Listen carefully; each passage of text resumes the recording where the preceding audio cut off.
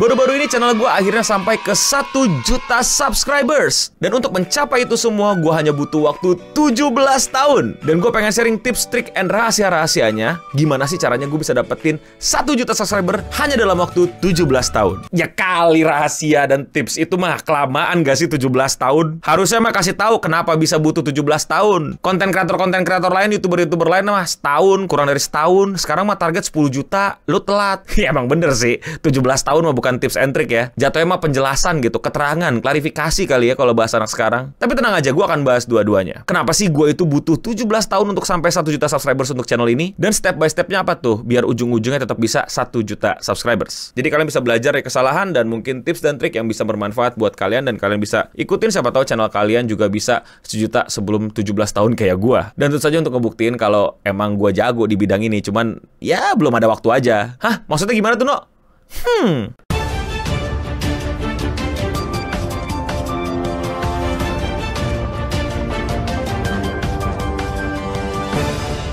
Hai, kenalan dari ulang, gue No Bening. Gue itu bekerja sebagai social media strategist. Kerjaannya ngapain tuh? Kasarnya, apapun tujuanmu, selama alatnya pakai social media, kamu butuh bantuan orang yang ngerti banget sama social media dan bisa dihubungkan dengan objektif kamu. Dalam hal ini biasanya nggak jauh-jauh dari bisnis ya. Jualan, kenalin produk baru, rebranding, dan lain-lain. Tapi tidak menutup kemungkinan juga untuk masalah, let's say, dapat dukungan. Dapat dukungan untuk ya kepentingan politik.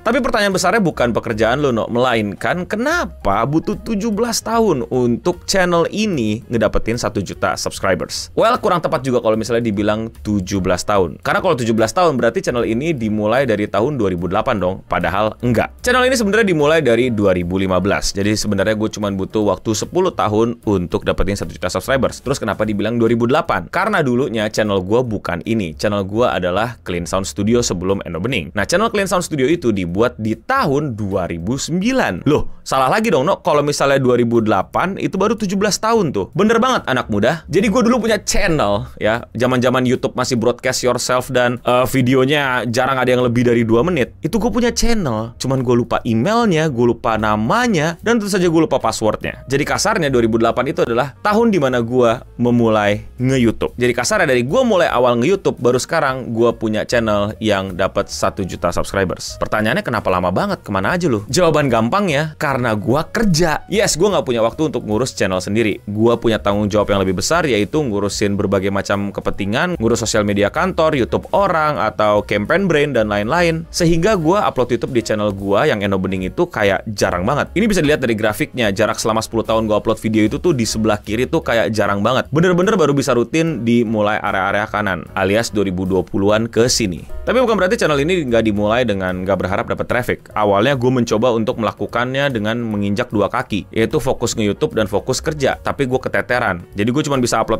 video-video yang kayak ya ngajarin orang cara jadi nge-YouTube, tutorial memanfaatkan YouTube dengan lebih baik, bagaimana AdSense bekerja, dan lain-lain. Sambil-sambil gue juga kerja, karena kebetulan kerjaannya nggak jauh-jauh juga dari ngelakuin itu tuh, tapi di channel orang lain. Jadi ya scriptingnya jadi kebantu gitulah. Awal-awal works, tapi kayak nggak bisa serutin itu dan nggak bisa keep up to date sama apa yang terjadi dan demand teman-teman yang udah mungkin follow atau subscribe untuk bikin yang lebih baru lagi, yang menjawab pertanyaan di komen, belum bisa. Itu tahun 2015-an awal sampai akhirnya ke tahun 2018 menuju 20 mulai upload parodi, video-video singkat, video-video mengkritik 1-2 hal dan lain-lain. Itu pun ya nggak masih bisa serutin itu, sebulan sekali aja udah bagus. Sempat mencoba seminggu sekali, nggak kuat. Abis itu mulai dilanjut channel gue mulai nge-review meme atau ngomongin meme. Nah, sebenarnya channel gue ini mulai naik ketika gue ngomongin meme atau gue nge-review meme dan nge-review video-video lucu kalian jadi channel reaction. Tapi sayangnya gue nggak nyaman sama konsepnya dan formulanya. Walaupun gaining subscribers dan viewsnya lumayan banget, awalnya seru, tapi lama-lama enggak. Secara internal gue nggak nyaman sama formulanya, bahkan udah banyak yang gue pakai fake laugh atau dipaksain laugh. Kasarnya gue udah capek-capek kerja, masa bikin konten gue masih harus ketawa karir tanpa mendiskreditkan teman-teman yang ngelakuin itu ya, karena ya nggak ada salahnya, itu perjuangan juga gitu. Terserah audiens saya suka apa enggak tuh sama ketawa karirnya. Toh gue sendiri dulu juga ngelakuin, jadi gue paham ya kenapa teman-teman ketawa karir gitu. Ketawa konten sekarang namanya, mungkin ketawa kreator. Faktor eksternalnya adalah komunitas meme yang menyebalkan. Gue nggak nyaman untuk menjadi bagian dari mereka karena jatuhnya bukan lagi toxic ya, tapi lebih kepada apa ya, beyond help yang akhirnya menjadi nurture orang-orang untuk jatuh ke kubangan yang gue nggak suka. Yang dimana awalnya padahal gue ngomongin meme dan lain-lain, itu gue ngomongin literasi tuh beneran gue masalah literasi, karena menurut gue ini bisa menjadi pintu awal orang-orang untuk lebih mengerti tentang what's meaning behind this, context matter, perubahan-perubahan dari yang sini, berevolusi di segala macam, dan maknanya jadi berubah, kegeser dan lain-lain. Jadi bisa trace back ke belakang ini maksudnya apa. Tapi ya nggak. Lah kan ada Rabu Dota dan lain-lain. Nah itu kata-kata yang sebenarnya males gue bahas dan lain-lain. Rabu Dota itu kalau kalian ingat, itu nggak di channel Eno Bening, itu di Clean Sound Studio. Nah Rabu Dota itu gue bikin awalnya juga karena gue seneng main Dota, dan gue rasa gue kontenin aja sekalian gitu. Tapi ya selama perjalanannya kurang lebih ya sama kayak alasan-alasan sebelumnya. Formulanya ada yang gue nggak suka, gue nggak nyaman, gue banyak yang nge-fake, pura-pura seru, padahal gue udah capek, bosen, bete, pengen main yang biasa. Gue tidak se-entertaining itu mungkin ya buat bocah, dan gue nggak bisa, zaman dahulu tuh belum nyampe lah. Jago lah buat lu pada orang gede yang jago entertaining bocil. Tapi gue jago juga ya ternyata untuk acting beberapa episode dan bisa dapetin banyak traffic, tapi abis itu nggak kuat pak. Plus game Dotanya sendiri yang ternyata sangat-sangat menyita waktu, bukannya bikin fun malah bikin wadidaw. Lagi-lagi tanpa mendisrespect orang-orang yang masih main Dota sekarang ya silahkan, itu berlaku buat gue doang. Jadi ya enjoy the game, jangan sampai rage quit dan masuk penjara Dota ya. Sekarang gimana sih, mesti lawan berapa match tuh? Lo prior. Dan akhirnya gue memutuskan untuk nggak lagi kerja kantoran. Alasan sempatnya adalah gue udah mau 40 dan gue ngerasa gue pengen ngelakuin banyak hal untuk diri gue sendiri dengan uang yang udah kekumpul, untuk mencoba sesuatu yang lebih gila, lebih nekat daripada sebelumnya. Yang salah satunya adalah gue pengen deh gedein channel Eno Bening. Gue pengen buktiin deh gue bisa upload sehari satu. Gue pengen buktiin deh kalau gue bisa membesarkan channel ini, plus juga gue happy ngelakuinnya. Karena kalau kalian lihat ke belakang, gue nggak happy ngelakuinnya. Gue capek kerja, capek lagi bikin konten, capek lagi main Dota, capek lagi berhadapan dengan komunitas meme. Dan disinilah kita sekarang. Kita akan ngomongin bagaimana gua menstrategikan channel ini untuk bisa dapetin traffic, gua tetap enjoy, dan tentu bisa dapat pundi-pundi, dan mungkin bisa melewati milestone-milestone subscribers yang berikutnya. Nah ini dia nih tips atau pelajaran yang mungkin bisa membuat channel kalian bisa jauh lebih cepat dapat 1 juta subscribers daripada Eno Bening yang nunggu 17 tahun. Bagaimana no? Pertama disclaimer dulu, takut kaku. Gua nggak pernah ambil pendidikan formal tentang marketing dan komunikasi. Gua lulusan filsafat. Jadi kalau ada kata-kata yang keliru atau definisi-definisi yang tidak tepat, mohon maaf. Gua kebiasaan pakai itu karena itu mempermudah gua, dan gua siap mengkoreksi dan mulai belajar bahasa-bahasa yang baru kalau teman-teman mau bantu koreksi. Apa yang gua lakuin pertama untuk channel ini untuk bisa membuat dia bisa growth? Yang pertama adalah gak akan jauh-jauh dari rumus barang ketemu pembeli, market, audience. Barangnya apa? Kontennya ketemu pasar apa? Ya pasar orang-orang pengen beli barangnya, yaitu adalah para audience, para kalian subscribers gue atau penonton gue. Jadi gue mesti bikin barang yang gue suka bikinnya, karena sekali lagi gue pengen ini menyenangkan buat gue, itu syaratnya kan. Tapi juga bisa laku ke orang-orang. Jadi ada orang yang mau nontonin. Ya gue tahu pasar bisa diciptakan, tapi gue nggak punya budget dan nggak punya energi dan nggak punya skill yang seluar biasa itu dan SDM secukup itu untuk menciptakan pasar gitu. Sekarang sih bisa ya, udah kekumpul itu semua.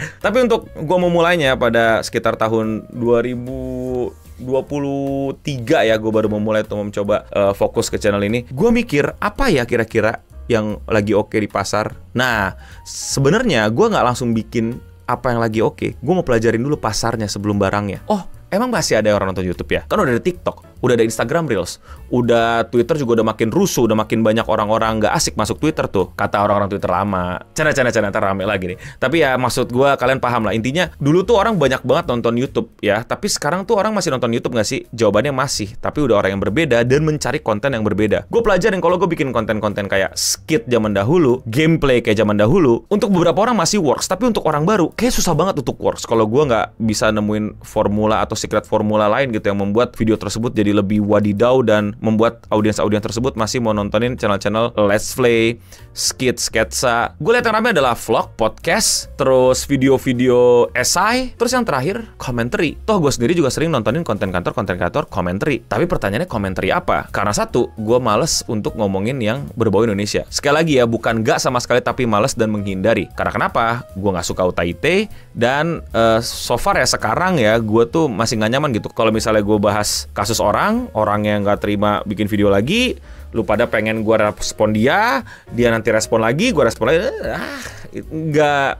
So far gue masih belum suka sama hal itu. Mungkin kedepannya kalau terpaksa atau tiba-tiba gue udah berubah ya mungkin gue bikin. Tapi untuk sekarang lagi-lagi gue nggak mau. Jadi gue menghindari banget bahasa Indonesia. Tapi gue belum temu nih apa yang gue bahas nih. Padahal gue tahu banget nih YouTuber Indonesia nih, depan belakangnya nih beberapa nih. Tapi ngapain? Nggak mau gitu. Sebenarnya gue udah coba research dan coba berbagai macam formula di video-video gue tuh. Ada upload gue ngebahas hal-hal yang begini, hal-hal begitu, tapi kayak masih belum works. Sampai akhirnya gue nge-scroll Twitter dan nemu sebuah video yang sotoy banget sama keadaan konten kreator di luar negeri. Pada saat itu adalah ngomongin PewDiePie. Nah, gue ini hari-hari ngunyahinnya ya video-video PewDiePie atau video-video orang yang ngebahas PewDiePie. Nah, nih orang kagak ngerti gitu dan salah. Itu adalah hal yang langsung gue bilang, lah iya ya, kenapa nggak gue bahas hal-hal di luar Indonesia aja? Kan gue nggak mau bahas Indonesia, ya udah bahas yang di luar Indonesia. Dimulai dari YouTube-nya, dan dari situlah gue mulai ngebahas hal-hal yang berbau konten-konten di luar Indonesia, terutama di dunia seputar internet ya. Konten kreator, policy-nya, platformnya, update apa, dan lain-lain, karena itu emang makanan sehari-hari gue. Sebenarnya masih belum meledak tuh video-videonya, sampai akhirnya ada video MrBeast yang ada orang Indonesia di situ, tapi banyak orang Indonesia nggak percaya kalau ini orang Indonesia. Nah, itu video yang paling bikin meledak dan paling bikin gue bilang, oke, ternyata kayak gini formulanya yang bisa ngebuat channel ini growth, dan gue juga seneng ngebahasnya. Jadi itulah kira-kira proses berpikir gue bagaimana gue menstrategikan channel ini untuk growth. Nggak akan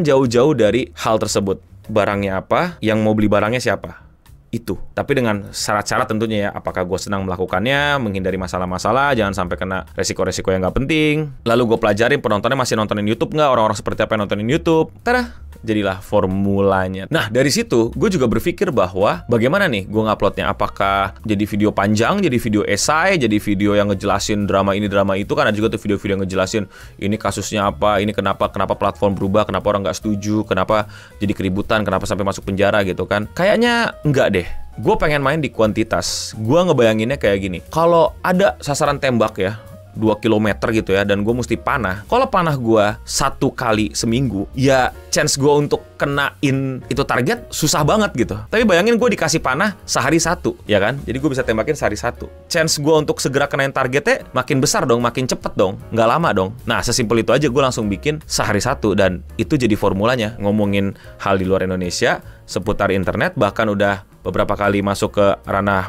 politik dan hubungan internasional, dan sehari 1, dan jadilah formulanya. Dan itu gue lakuin sampai sekarang, dimulai dari sekitaran tahun 2023 dan sampai tahun 2025, dan akhirnya dapat 1 juta subscribers. Sebenarnya 2 tahun.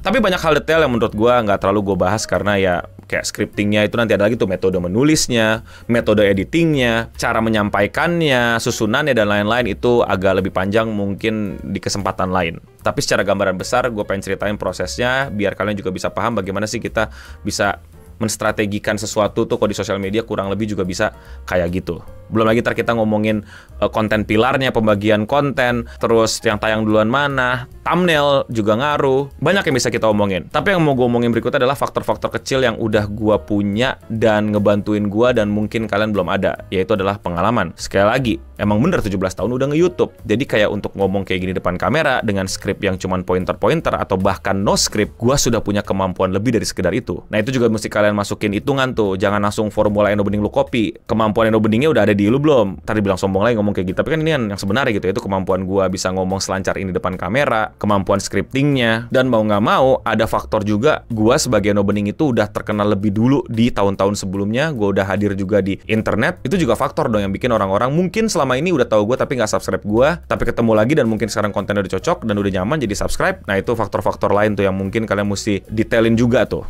Kalau misalnya kalian mau copy paste formulanya gua. Dan tanpa sadar gue juga kayak suka ngelakuin call to action, ngajak kalian ngobrol, pembawaan. Banyak deh hal-hal kayak gitu yang mungkin kalian juga harus tandain kalau misalnya kalian mau pelajari lebih lanjut. Jadi kasarnya untuk memulai, rumus besarnya selalu itu menurut gua. Dan itu juga gue lakuin di klien-klien gua pas gua kerja, pas dapat campaign, pas dapat urusan kerjaan marketingannya secara online melalui sosial media. Gua nggak bakal pernah jauh-jauh dari itu. Barangnya apa? Yang mau beli barangnya siapa? Nah, sebenarnya di tengah-tengahnya tadi udah gue jelasin tapi gue lupa sebut, maaf. Yaitu adalah jualannya gimana? Platformnya.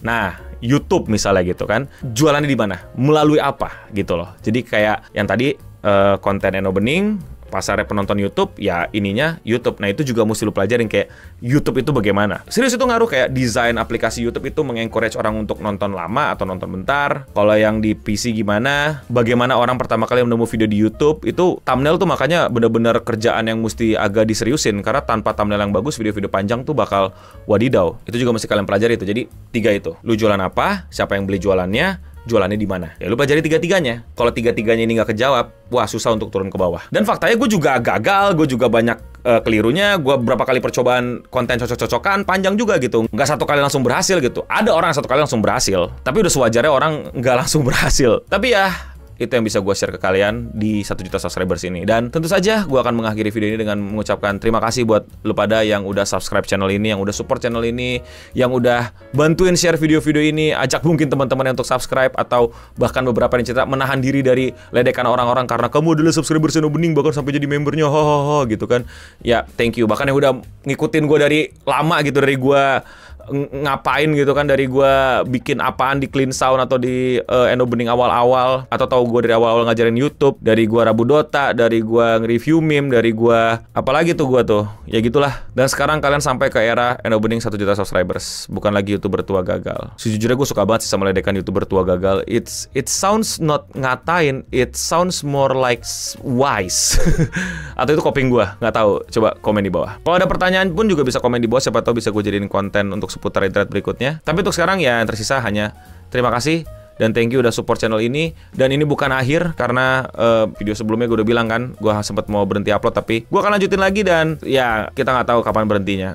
Dan kata pensiun tuh nggak tahu ya, nggak terlintas di kepala gue. Karena pensiun tuh kenapa gue nggak kerja di YouTube gitu ya, nggak ada kontrak. Selama masih menyenangkan, selama masih seru, selama sampai sekarang juga masih bisa dapetin pundi-pundi, ya ngapain pensiun. Jadi kita akan masuk ke journey berikutnya, yaitu please jangan kasih milestone, just let me upload video 1 hari 1. Oke? Sekali lagi thank you. Dan buat kalian yang masih mau support gue, lakuin dengan sesimpel apa, klik tombol subscribe. Dan ya, seperti yang tadi gue udah singgung, gue upload video sehari 1. Jadi kalau kalian masih mau dengerin gue ngomong panjang, cek video gue yang lain dan silahkan ditonton. Dan ya, sekian seputar internet hari ini, ngebahas bagaimana dapetin 1 juta subscribers selama 17 tahun, tapi aslinya 10 tahun, tapi sebenarnya cuman 2,5 tahun. Dan semoga gue bisa tetap upload sehari 1. Untuk kita semua, stay clean and sound. Seriusan, thank you. Gue play mana bang? Belum datang, nggak secepat itu. Dikirimnya dari sono, bukan dari Brebes, bukan dari Grogol. Tahu udah kapan nyampenya? Udah di email sih, baru tadi. Itu pun juga nggak langsung pas 1 juta di email, dicek dulu tuh 1 jutanya legit nggak dan lain-lain gitu. Belum datang. Ntar kali. Lihat-lihat aja ntar kapan-kapan.